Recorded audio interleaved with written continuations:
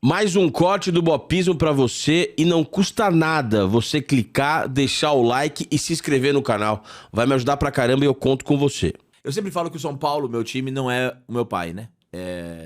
Desculpa, é o contrário. Eu não falo que ele é 11 caras de vermelho, branco e preto correndo atrás da bola. O São Paulo é meu pai, o São Paulo é minha irmã mais velha. Quando o São Paulo joga, os dois estão do meu lado. Eu queria saber quem é o Imperatriz pra você. Cara, o Imperatriz eu acho que é um dia, assim. Eu acho que é outra memória importante, assim. Porque a minha relação com o futebol, ela não é talvez a mesma que a da maior parte das pessoas. Eu não sou um grande torcedor.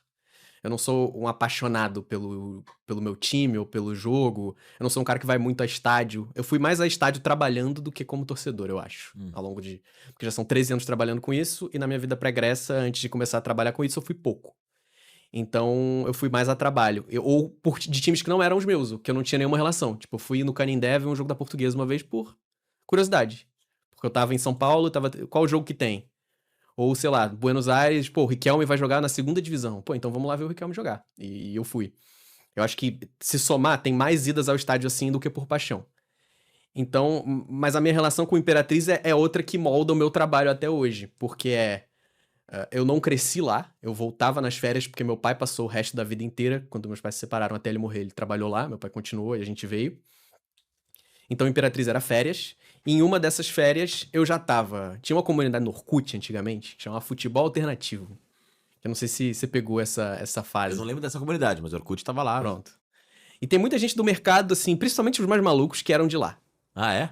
Tem muita gente que se você é jornalista aí, ESPN, galera Trivela, você perguntar, não, lembro, pelo menos lembra. Porque eu acho que é o arcabouço teórico de muita gente que é viciada em maluquice de futebol hoje em dia e tá trabalhando.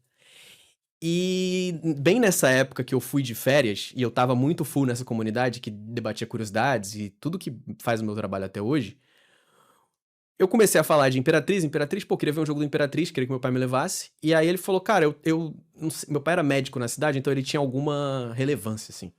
E aí ele, eu tenho um contato, eu consigo te levar no CT. Pode ser? O jogo eu não consigo, não vai ter jogo enquanto você estiver aqui, mas eu consigo te levar no CT. Falei, pô, vamos lá. Aí eu fui no CT do Imperatriz, e ele me apresentou os dois ídolos do time, que por acaso eram quem estavam lá. Era o Rodrigo Ramos, o goleiro, que é o maior goleiro da história do Imperatriz até hoje, depois jogou no Sampaio Corrêa, e o Lindoval, que eu troquei ideia semana passada, por acaso. Ah, é? Lindoval é foda. Ele é o grande artilheiro da história do Imperatriz, o pezinho de ouro. E essa época, eu acho que era 2005, 2006, o Imperatriz tinha acabado de ser campeão maranhense pela primeira vez. Então era um grande time. E o craque do time era o Ralf. O 10 do time era o Ralf, que jogou como volante no Corinthians depois. Ele era o 10? Ele fez o gol do título.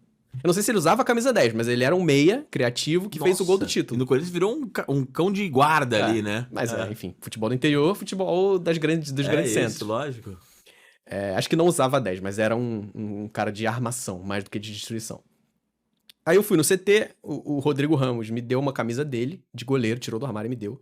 E autografou, e o Lindoval autografou também. E eu guardei essa camisa como uma grande memória da minha conexão com o meu time. E eu acho que, de certa forma, o meu pai já morreu em 2020. A gente teve uma relação distante, mas eu acho que esse foi o momento de mais impacto dele na minha personalidade. Porque eu sou 100% criado pela minha mãe, talvez 99%, e aí 1% é esse dia. Então eu acho que talvez o Imperatriz tenha a ver com isso, assim. Que lindo, velho. E com quem eu sou, com essa ideia. Eu sou criado no Rio, meu sotaque é do Rio, mas eu gosto de falar que eu sou de Imperatriz. Eu acho que talvez por causa desse dia, que enfim... Aí, depois desse dia eu virei torcedor, e aí... Quando você tinha? Cara, 2005, 12. É a época que você tá sedimentando suas paixões, né? Total.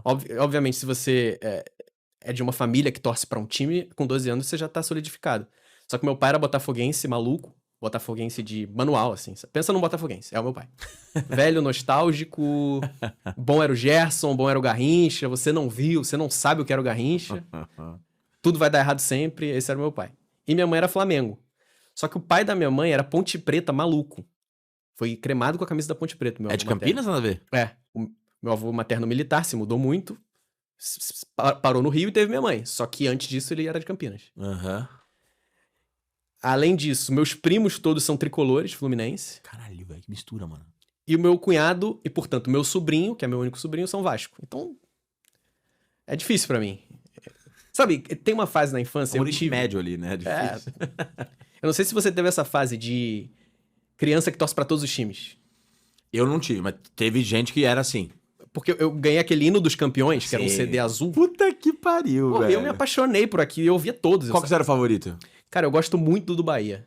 Do Bahia? O Bahia mais agitadinho. Quem cantava do Bahia nesse CD? Cara, eu acho que era tudo... Não era o CD da Placar. Ah, não era da Placar. Não era o da Placar. Era um CD que era cantado por uma orquestra. Ah, tá. E aí a mesma voz cantava todos. Era Ah, como se sim, fosse uma sim. orquestra. Saquei. Não, sei qual que é esse, mas eu tô perguntando do da Placar. Cara, da Placar, talvez o Caetano ou o Saulo. São os dois caras de Bahia que eu lembro agora. Ou... Não sei se o Luiz Caldas é Bahia, eu posso estar cometendo um sacrilégio.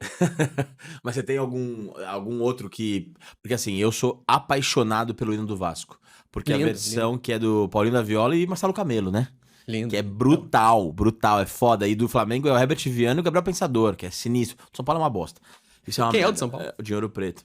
Eu gosto do Dinheiro Preto, sabia? Pô, eu também gosto, mas não cantando o hino do meu time.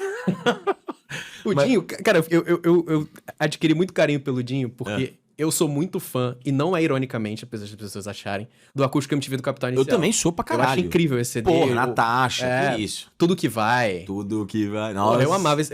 E o Dinho tá com uma camisa roxa maravilhosa nesse DVD. Eu não lembro dele Que que é, porra, é um escândalo a camisa. E aí eu fiz um tweet uma vez. Pô, o Dinho, alguém botou, não sei se é alguma página de música, esse CD tá comemorando 30 anos. Aí eu botei, cara, o que o Dinho fez com essa camisa, o Pelé não fez no Santos.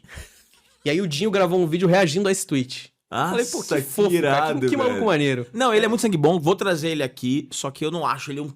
Porque assim, hino de futebol, você tem que cantar de um jeito meio que sim. sinistro, né? E ele não canta. É ele e o Nazi, se não me engano. Prefiro o Nazi, eu gosto muito mais do Nazi. Como cantor. E eu amava o hino do Cruzeiro, que era Samuel Rosa, mano. Samuel é foda, né? Puta que pariu, Você velho. já entrevistou o Samuel? Não, mas quero muito É muito a cara do seu canal. Queria muito entrevistar. Entrevistei o Nando Reis, né? Nando Reis São Paulino, entrevistei, Foda foi também. brutal também.